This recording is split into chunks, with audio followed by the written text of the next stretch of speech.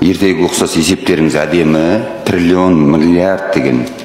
Мен ондайға тілі келмейтін сайлаушылардың сұрағын қойғым келіп отыр. Нақтылы, барлығыңызға негіз бұл сұрақ, бірақ нақты жауап беру. Еңбек және халықты әлеуметтік қорғау министрінің орынбасары Сағындықова Назгүл Ерікқызы бар ғой осында. Өте қуаныштымын. Қолыңызда қаламсап пен парақ болса алсаңыз жақсы болатын еді. Мен сізге цифрлар келтірейін. Өйткені сіздер цифрды жақсы көресіздер. Бұл қарапайым арифметика. Орташа статистикалық отбасының бір айлық шығындары. Сіздердің министрлік ең төменгі айлық 85 мың теңге деді. Сосын қызармай бір министрдің орынбасары ол жетет күн көруге деді. Енді мен сіздерге арифметика көрсетейін. Мысалы, 5 адамнан тұратын отбасы, жанұя. Әкесі театр қызметкері, инженер, алатын айлығы 115 мың теңге. Шешесі кітапханашы, сіздердің жетет деп отырған 85 мың теңгелеріңізді алады.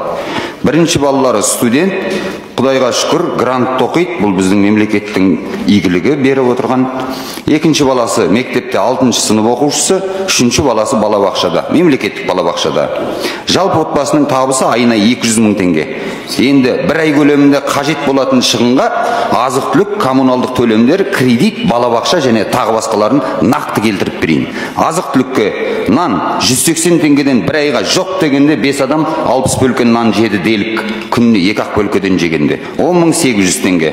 Сүт 810 теңгеден 10 литр дейік ең кемінде 8.100 теңге. Шай 500 теңгеден бір қорабы, 5 қорабы алды дейік, бұлыңыз 2,5 келі 1800 теңге. Макарон 325 теңгеден 12 келіңіз 3900 теңге. Жұмыртқа 60 теңгеден 20 жұмыртқа 1200 теңге. Гречка бір келісі 280 теңгеден бір айда 3 келі гречка жегенде 840 теңге. Ұн 3700 теңге 10 келісі. Май 1 литрінің бағасы 4000 теңге болғанда, бұл күнбағыс майы, сары май жоқ бұның ішінде. 8000 теңгеге 2 литр май іштіға тамақ істеді дейік. Картоп 130 теңгеден 10 келі 1300 теңге, пияз 120 теңгеден 5 келі 600 теңге, тұз 60 теңге, тауық еті 1150 теңгеден 1 келісі, 5 келі ғана жеді дегенде 5750 теңге. Күріш 565 теңгеден 5 келі 2825 теңге. Коммуналдық төлемдері 2 бөлмелі үйдің қазіргі таңда жоқ дегенде 27 мың теңгеге барып тұр. Ұялы байланыс интернет тарифі бұл қажетті нәрсе, өйткені бізде жұмыста да, оқуда да соны талап етеді. 7 мың теңгеден 4 адамға 28 мың теңге.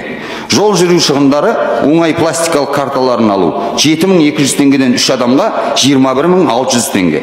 Тазалық құралдары сабын 300 теңгеден 5 сабын алды дегеннің өзінде 1500 теңге.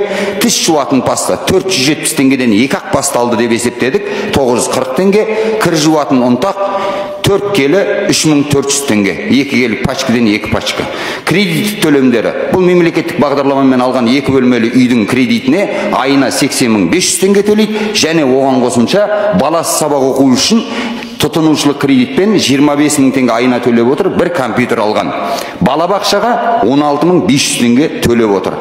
Енді келейік, азық-түлік себебі 55.615 мың теңге, кредиттік төлемдер 80.500, қосу 25.105.500, жол жүру шығындар 21.600, коммуналдық төлемдерге электрлы 27 мың, ұялы байланыс интернет тарифі 28 мың, балабақша 16.500. Жалпы шығын сомасы қанша шықты?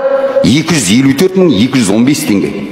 54.215 теңгені қайдан алады? Бірінші сұрағым, енді қараңыз, бұларды біз есепке алмаған шығындарымыз.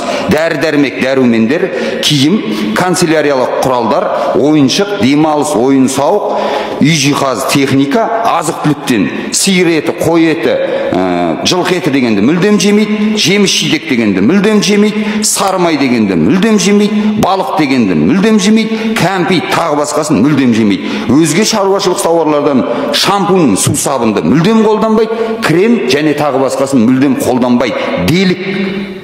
Енді сіздердің министрліктеріңізге үлкен сұрақ, мен бұны ашық хат қылып министрлеріңізге де әлеуметтік желіден жариялайым. Қалай есептедіңіздер және осы отбасы қалай күн көреді? Рахмет. Рахмет. Ринат Рифхатұлы, сіздің айтып отқан мәселе ол мәдениет саласындағы қызметкерлердің жалақысына қатысты. Мәдениет саласы ғана емес, кітапханада істейді, мен анықтап айттым. 2 жоғарғы білімі бар ол кісінің. Жалпы енді бұл азаматтық қызметкерлер